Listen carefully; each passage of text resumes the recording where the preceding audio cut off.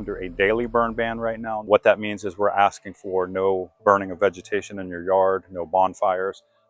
Just be aware of things like cigarette butts and throwing those out of the window into dry grass. All of the grass in the area is dry because of the conditions. So we're just asking for the citizens just to be aware of those types of things. As we're all aware, the weather has been in the high 90s, humidity has been low. The winds have been increasing every single day to 10 to 20 miles an hour.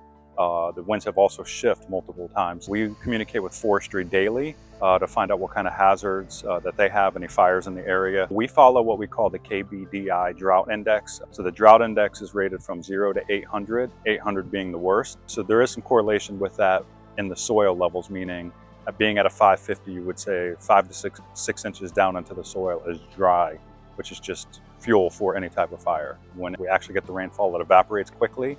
It is catch-22, as I mentioned before. We want the rainfall, but usually it's limited. And along with that comes the thunderstorms, the lightning. The lightning is a big contributor to starting some of these brush fires. So we don't see the conditions improving anytime soon. We're going into summertime.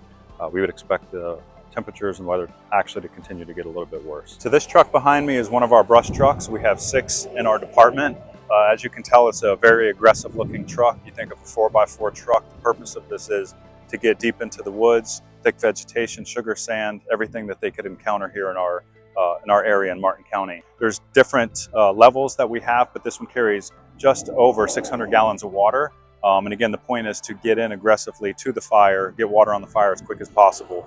They also carry hand tools on this one, chainsaws, bolt cutters to make access to the property, so they can not only get themselves in, but start getting access in for the other firefighters as they arrive on scene. So this is the tender truck.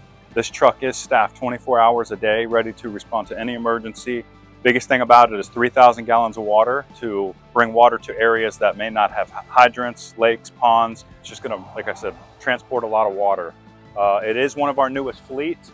We have computers in here that help with areas like this that can be tricky to find. So we have mobile CAD is what we call it. It gives us GPS, and actually it helps when we pull up on scene too. It shows us where the closest hydrants are, as well as we can start laying out where the fire is. And our biggest concern is once we locate where the fire is, what's burning, what kind of fuel sources, what's the weather going to do with it, where it's going to push the fire, and then what's out in front of the fire. So are there any houses, schools, churches, anything like that that we have to protect?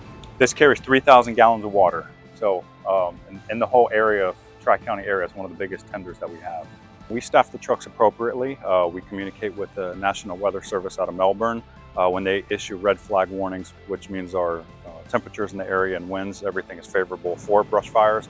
We'll move our staffing around to staff the tenders. We'll move our staffing around to staff the brush trucks. We're obviously promoting hydration in the fire department. These guys could be out on these scenes for 12 to 24 hours at times. A lot of them are in gear, training outside, staying acclimated to the weather. So they're ready no matter what to respond to these emergencies.